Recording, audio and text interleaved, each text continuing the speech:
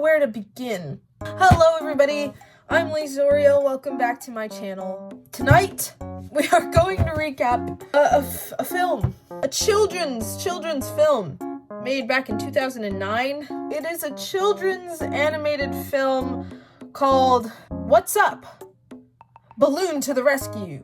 Other creators have reacted to this movie and it was not good, according to them. And I can also confirm it's not good. It's not good. It's bad. It's very bad. It's not good. The animation is just, it's sucky. The characters are annoying. They're a little racist at some point. It's not good, guys. It's just not good. But I'm gonna tell you what happens anyway. Just get right into the video then. Okay? Alright. Oh. Okay. Here we go. Alright, so our tale starts off with a commercial. It's a commercial, and the commercial is telling us about this professor named Dr. Crumb and his team. The monster chaser sent all the extraterrestrials back into outer space. This eager team is always ready to save the world from monsters. They like science, and this science helps the world. Like, you know, they get bananas from Pluto, apparently. Or at least they could. They're working on the technology to get bananas from Pluto. If we become hungry, we can receive bananas from Pluto. That's cool, I guess. We find out that Dr. Crumb is actually the uncle of two other characters. Amanda, who is an eligible bachelorette of science. He also happens to be the uncle of the lovely and most eligible young lady in our city, Amanda. Which is weird. I don't know. She's a teenager. Kind of like Justin Bieber, I guess. Go toe. Is this like younger brother character? I think that's how you say his name. Her little brother, Luis Gustavo. Luis Gustavo? I'm Guto. I don't know. I don't really care. In my notes, I literally wrote kid. You'll see why in a second. Just give me a little bit. Okay, we find out about this scientific family, essentially. They do things that are supposed to help humanity.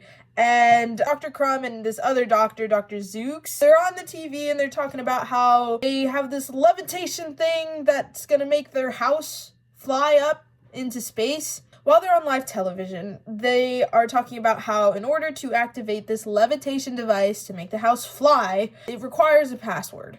And the password is lavender. Why do I know what the password is? He said it! He said it out loud! On the television, I'm not kidding. Whoa! I think that's enough. Dr. Zooks, nobody knows that you have to activate it with a secret password. Lavender? No one says lavender anymore. Are you kidding me? You dumbass? Oh my god! It would be a good idea to tell the live television how this machine works, because it'd be bad if it got in the wrong hands. Oh man, don't worry about it, man. Just nobody's gonna know that the password is lavender. Lavender. The password is lavender. How would they know? How would they possibly know? Not the smartest scientists. These guys are supposed to be helping mankind. I don't think they're very good at it, in my opinion. Whatever. Just my opinion. I need like an energy drink to continue this. I know that if I take like a monster, I'm gonna be like, hi, and then they were in the sky, and there were monsters, and they were being a little bit of racist, and maybe I'll get a coffee? They're also like, it's not ready to go into space yet, because we've only tested it to go up a meter, so, you know, we don't know if it can actually really go to space yet. So, wait a minute, you're telling me that you want to go to space to meet the aliens, but you've only tested the levitation device to go up a meter? It doesn't make any sense. Who are these scientists? The kid and Amanda, the kids, I guess, they're in the house and they're like, oh, make the house fly. Go higher! We want to go higher! Take us into outer space! Test it. And then the reporter just grabs the button and just launches the kids up into space for like 2 seconds. Really cool! No, descend down, let me have the controller. Way up there, the atmosphere is not oxygen. And they're like gone, and then they come back, and the house falls back down, and the kid is on a rush. He loved it. He had so much fun. He had fun.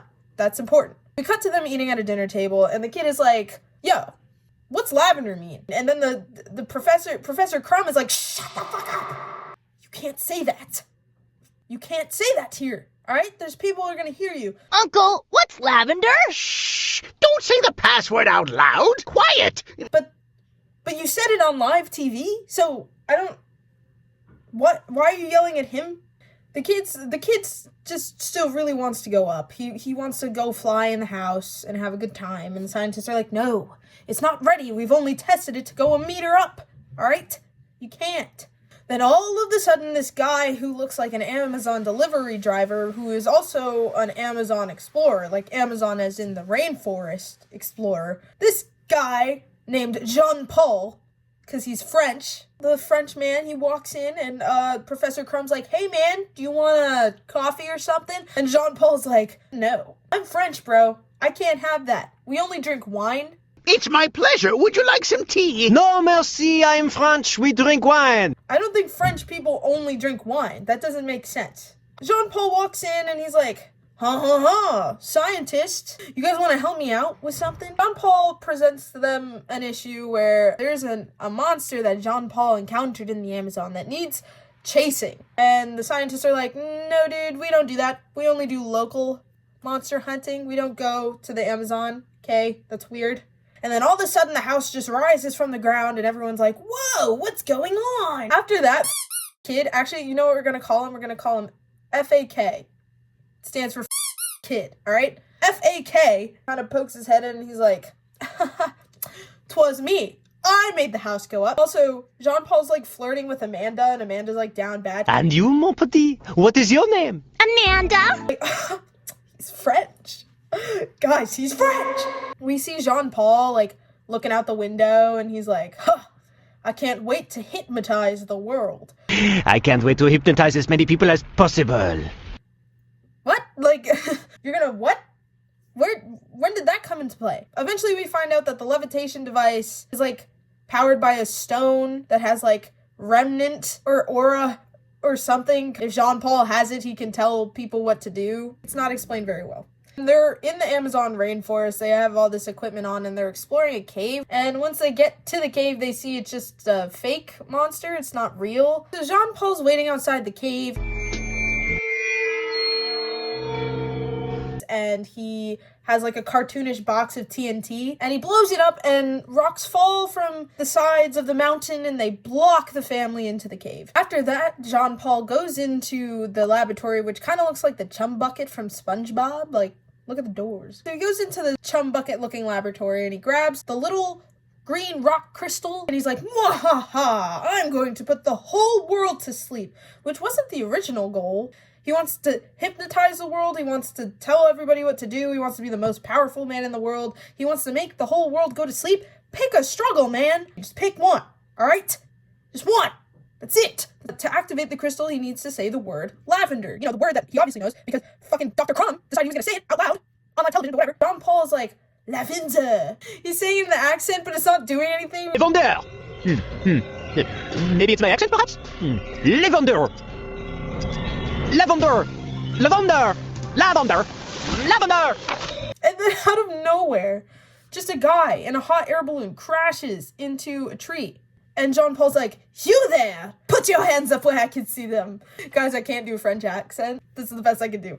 And the guy does it, and like all of a sudden Jean-Paul's like, I'm gonna rule the world. See, Jean-Paul gets a little too excited though, and then he drops the little green gem that's gonna help him rule the world. The green gem hits the floor, it explodes, and then 3 goofy looking monsters just come out of a portal that was made from the explosion, and then 2 of the monsters just shoot out into different places in the world, and the one sees Jean-Paul, and Jean-Paul does a little bit of like a scream. Help! Save me! Save me! And the monster goes to attack him. Somehow, they don't show us how, but somehow scientists and the kids get out of the cave and they stop the monster from killing Jean-Paul. Amanda just like runs to him and like gives him a kiss, which I didn't know we were on those terms. Shit. But they are, I guess, now. Now at this point they have no idea that Jean-Paul was the one that trapped him in the cave to begin with, so they're just chill with him. Freaking Jean-Paul, you lying. So they trap the monster in this like green goopy ball looking thing that like kind of floats alongside the house as they fly away. they're going to Paris because they're going to go hunt down the monsters. So they get to Paris, and the two old lab professors are like, yo, let's go get those monsters. Don't you think they are a little too old for this? Oh, my back! Can I call you Petit Amanda? FAK is there, and he's just like antagonizing them, I guess. So then Jean-Paul throws him a gumball, and then we get like FAK making sounds that were very uncomfortable to watch.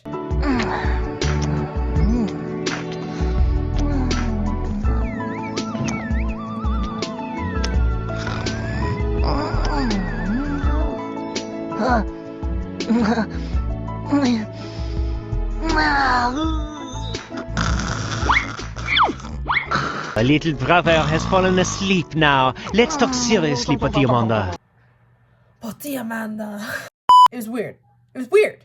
But anyway, while FAK is doing whatever the that was, Jean-Paul is trying to convince Amanda to, Let your uncle and his partner rest. Maybe.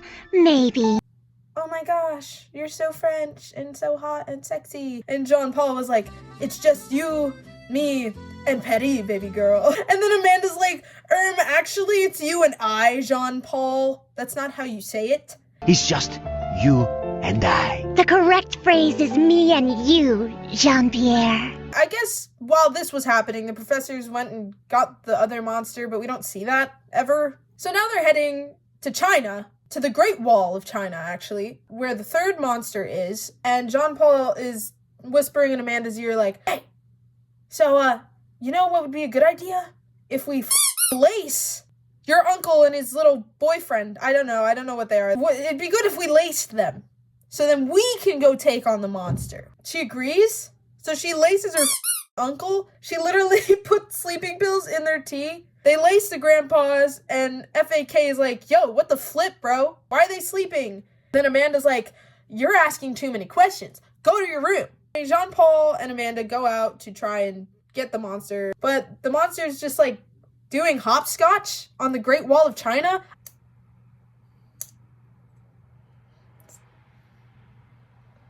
Is he playing hopscotch? Like, I was so confused. The monster's doing hopscotch, and Amanda's like, go get him, Jean-Paul. And Jean-Paul, literally without doing anything, is like, Amanda, I'm scared. And Amanda's having second thoughts about lacing her uncle. And Jean-Paul's like, it's fine.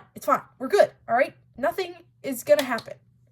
And then something happens. The little laser gun that you use to get the monsters in the goop ball is broken.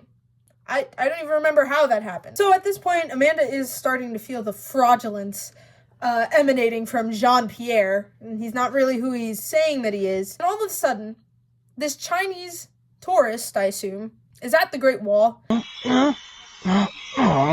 Junky camera made in China. Battery dead already. So then, because the Chinese tourist guy blinded the monster for a split second, Amanda's like, Arigato. which is Japanese, and he's Chinese, and he even says it. No problem, but arigato is Japanese. I'm Chinese. My name is Ching Ling. Hello. So, it's a little iffy there.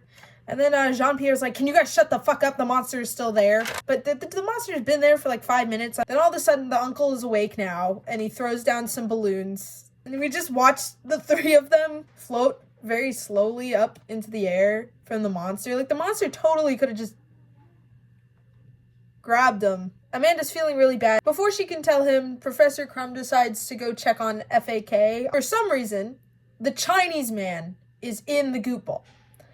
And FAK says, I don't want that Chinese guy in there with my monsters. He didn't even say anything when I showed him the cookie. I don't think that's a good reason to not like somebody. And then Professor Crumb asks him if he tried a fortune cookie. Did you try showing him a fortune cookie? A fortune cookie. That's not something I'd put in a kid's movie. So you're fucking racist, Professor Crumb? Is that what I'm getting here? Trying to be humanitarian by getting bananas from Pluto, but you're making racist jokes? Say goodbye to your Nobel Peace Prize, pal. Never mind. That was just a bad joke. Anyway, now we're inside, and Amanda finally tells her uncle that she, in fact, did lace him, and that she's so deeply sorry and regrets that decision. Her uncle's like, why? Why would you do this? And Amanda's like, it was Jean-Paul, he was just so French. Professor Crumb calls the rest of the gang into the lab to tell them this devastating news about the sneaky French man. The sneaky French man appears, and he's like, I have this stone. And he hypnotizes the whole crew, all except for FAK, because FAK had sunglasses on, and I guess that stopped him from getting hypnotized. FAK shoots him in the back of the head with like a dart thing, and it makes Jean-Paul drop the magical rock and brings the house all the way to the ground. Jean-Paul's like, oh no, he's not actually hypnotized. So I'm going to release the monsters so they can deal with his bullshit. And the monsters and FAK have like this goofy chase sequence. It's really awkward actually.